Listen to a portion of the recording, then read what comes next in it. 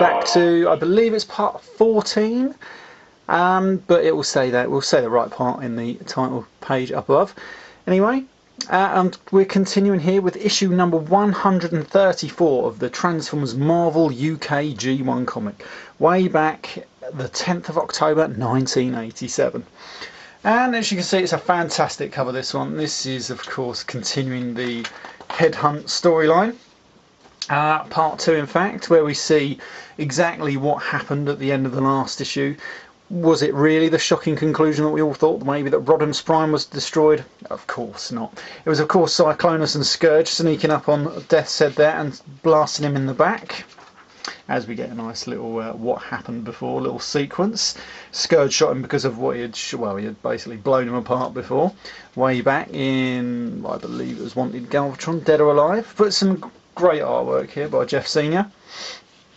And we can see Rodimus Prime as having escaped after all the confusion, and is now being hunted by both Cyclonus and Scourge and the revived Death's Head, because he's just dead hard and can't be killed. And basically blah blah blah blah, we find Rodimus Prime sort of like basically again, well, he's just distraught over what's happened and everything like that. Cyclonus and Scourge think they've got him, but they just blast an empty room basically. And as we go on, we can see that Rodimus Prime is actually, in fact, hiding down there in the sewers. And he's walking along, basically trying to find his way. And he basically says he's been stupid, and because he was worried about being leader and everything, he should have acted and everything like that. So he decides to take course of action. And then we can see Cyclonus and Scourge coming on here. And he's alive, I know, Prime's still alive, and he's somewhere close by. Him and me both, yes, and we see Death's Head. And then Scourge just in a state of shock, and Death's Head about to destroy him. Cyclonus has to save him, and they both run for their lives, chased by Death's Head. And of course then they both run into Rodimus Prime, who's now seen an A, which means it's a secret Autobot symbol, leading him back to Autobase, and of course runs into Cyclonus and Scourge, who now worried for their own lives, just basically knock him out of the way. Death's Head then sees Rodimus Prime and is about to shoot him, but then Rodimus Prime decides to act this time and basically knocks Death's Head out. And then Death's Head gives chase to Rodimus Prime. Rodimus Prime flees straight up into Autobase, I believe. There he is. And now faced with all these guns, Death's Head says, basically goes, still want a head bounty hunter? Maybe let you off, yes. But then he goes, I've got a better idea, and he gives him the 10,000 Shaniks in advance for hunting down Cyclonus and Scourge. And he says, do Shockwave a favour too. Maybe that's why he let them come after me, eh? Still, I accept, though I rarely mix the two, this particular bit of business will be a pleasure. And so then he basically goes after Cyclonus and Scourge. We've got more Grimgrams. A nice little advert there for the Headmasters, annuals to be won. And then we've got the Headmaster's backup strip, Broken Glass, I believe. I can't remember what was happening in this storyline. It was a bit boring. But I believe Galen there has all the Autobots' heads and everything. And I think this is where he just gives him what happened on the Cybertron. And next issue, we've got Swoop versus Dive Bomb, and we've got more Robo Capers. Right, and that was issue number 134. Let's move on very quickly. This is issue number 135.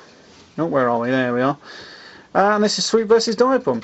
We already saw it in the annual, the preliminary sort of bout, and we've got the Predacons here, just terrorising a local circus. Not much happening there, and then we've just got that basically Dive Bomb's bored and wants to cut out, and he remembers Cybertron maybe should go back. And we've just seen Swoop realise that he's seen Dive Bomb, so he's going to cut out and go after him. Which he does, and they have a bit of a tussle, but Dive Bomb's just too strong for Swoop. And he's just about to sort of like basically punch him out, but then Swoop gets his own back, sort of gets on top of him, is about to give him a good beat, and then all the other Predacons turn up. Basically, and neither of them wants them to turn up. So move on to the next issue there. More Grimgrams, Stock Exchange, your choice, best cover, issue 119. Yeah, that was a good cover. And we've got Broken Glass Part 2, Galen. Just telling Fortress Maximus telling Galen what happened on Cybertron. And we got Lord Zarak basically trying to tell the Council that they should be going to war with the Autobots, blah, blah, blah, blah. He actually gets in contact with the Decepticons. telling them that these are Autobots here and wants them to come and get rid of them, not really knowing exactly what the Decepticons would do, but that's the typical for the storyline. Next issue, the Dinobots versus the Predacon, because you begged us and you pleaded with us, you entreated us, now at last it's going to happen. We've got more Robo Capers. There we go, nice little advert there for Action Force, and we move on to issue 136, which is the second part. Game over, because not only now have the Predacons been toying with Swoop, then the Dinobots turn up and we get a full-on session with the Dinobots versus the Predacons, and we find out just who is the artist, and of course it's the Dinobots. Grimlock just shows why he's one of the best Transformers there is, because he takes on them all and wins, and he just takes down Dive Bomb easily, and he's about to crush him, but he basically says, oh, don't you want to know why, blah blah blah blah blah. There's a bit of a secret storyline there, but it's not really too interesting to go into. Just basically that Swoop never wanted anyone to know that he got beaten by this Decepticon, but Grimlock says, well, he already knew since when he became Autobot leader he had access to every single file. And so that's it. And then it just says, well, I'll go after Swoop another time. But he never did. Never carried on that storyline. More Grimgrams there. Stock Exchange and Wanted. Oh, it's actually just Wanted, I believe. Comic Exchange, I think. Nice advert for the Target Masters. And we've got more Headmasters. And then we've got the continuation here. We've got hundreds of tons of lava. No one can hear you scream. All Robo Capers. I'm not really that bothered about the Headmasters. I believe this is just where they actually binary bond for the first time and are going off to protect the planet Nebulos. Move on to issue 137, The Silent Scream, and features the return of Ultra Magnus and Galvatron and a few other sort of light ladies that we've seen before in various storylines. We've got Goldbug reunited with the Throttlebots, and there's Blaster, of course. They found them, and of course this Cindy bird has been basically plagued by nightmares. And then of course we've got Shockwave and Soundwave still worried about Galvatron and what he's going to do in this. Now he's in this timeline. And there we go, there's an advert there for Transformers the movie, just been released on VHS video.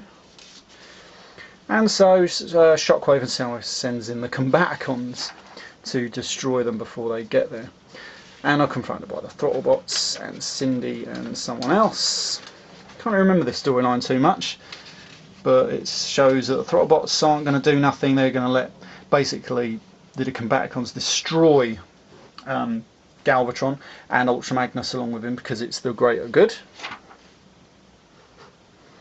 Yeah, and then we got the advert there for Action Force and Broken Glass Part 4, with the Headmasters turning out for the first time against the Decepticons, which they easily batter, I believe. And that's it, and they return their heads at the end. And that was that storyline. And then we go Hell Hath No Fury, Like a Woman Scorned. More Robo Capers. And move on to the next issue. There's of course issue number 138. Back off Autobots, this is a job only we can handle. A nice little bit of artwork there, and which shows the Combaticon Swindle trying to plant charges, but then is defeated by these little ladies in there. A couple of tanks. Don't ask me where they learnt to drive it, but there we go. You can see Ultra Magnus and Galvatron there, sealed in lava.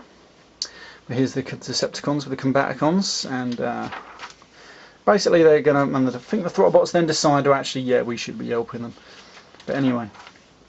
And there, the ladies managed to do. I can't remember their names. Can I remember Cindy's name for some reason?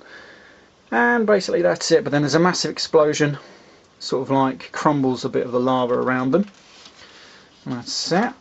The Combaticons basically say, I think there's a bit of a standoff here, I believe, and Soundwave is then going to detonate the explosive, but Blaster then jams the signal, and that's it. But then they just decide to leave them under there. But of course we can see that Galvatron is free. And then we have Grimgrams, and you can see there was an A to Z there, but I cut it out. We've got Battle Beneath the Ice. I've got that book somewhere.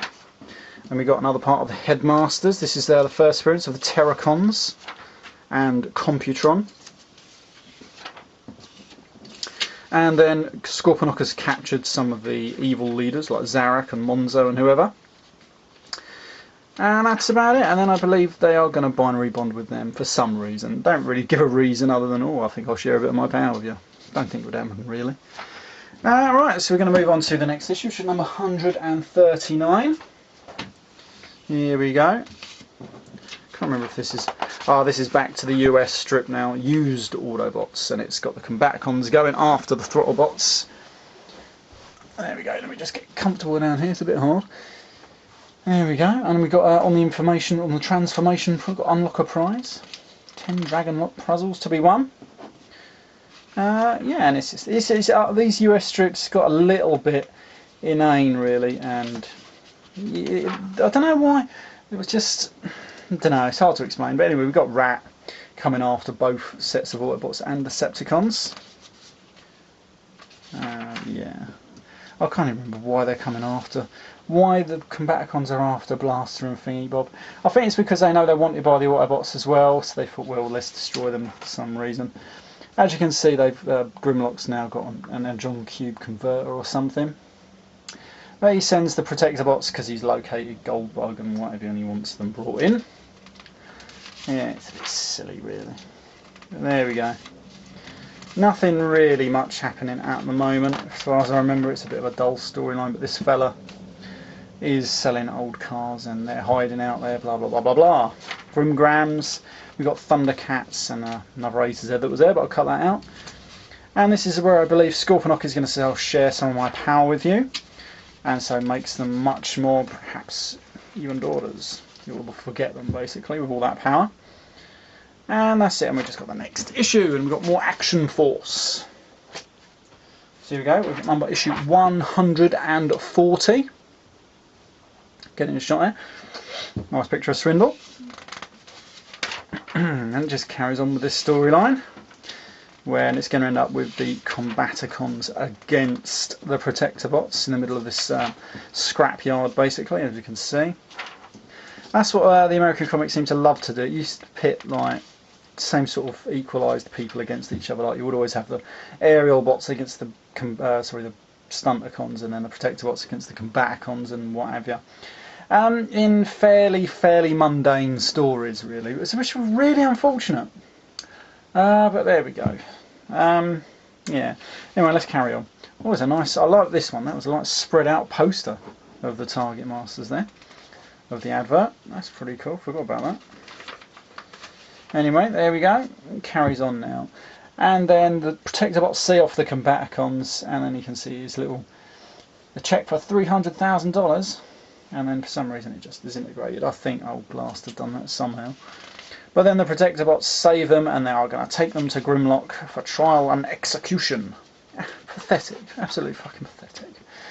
We got more Grimgrams. A stock exchange wanted Transformers 105, 106 and 125. Swap issues 100, 102 and 103.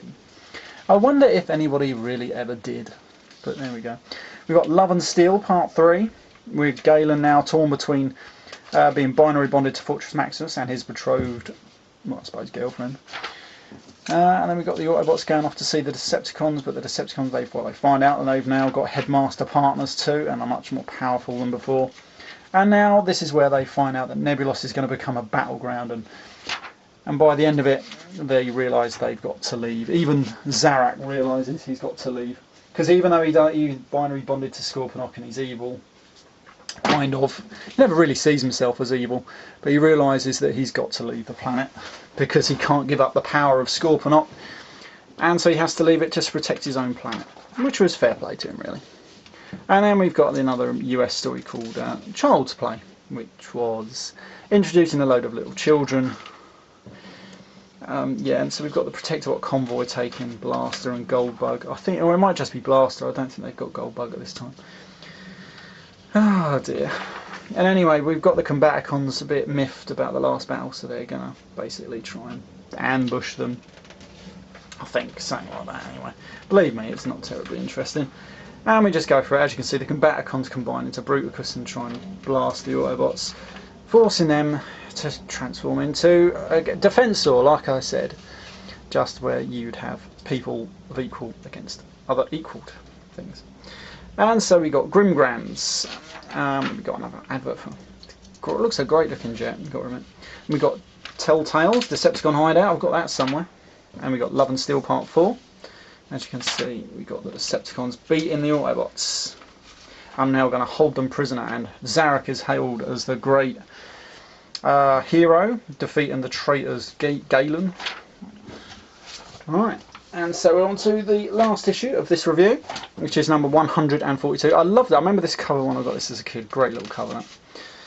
And so we carry on with the Autobots getting ready to welcome Blaster into their clutches, so to speak. And now the kids basically find Blaster, who's got some sort of like device on him, stopping him from transforming or communicating or anything. Actually, no, I think he's all talk, but he can't transform. But the little kid takes it off, transforms, blah blah blah blah blah. And the Combaticons and Protectobots fight. They both end up basically getting knocked out. There we go. Leaving the kids with Blaster, and then I believe Blaster puts that little device, it's a bit like a transformation lock, on Blastoff, and that gives them control. And so the Protectobots let them go basically, because he says, well, you saved our life, you're not bad at all, we don't really think we should be taking you. And so they let him go on Blastoff. And there we go, see, he's taking the kids for a little spin on Blastoff because he's completely under Blaster's control.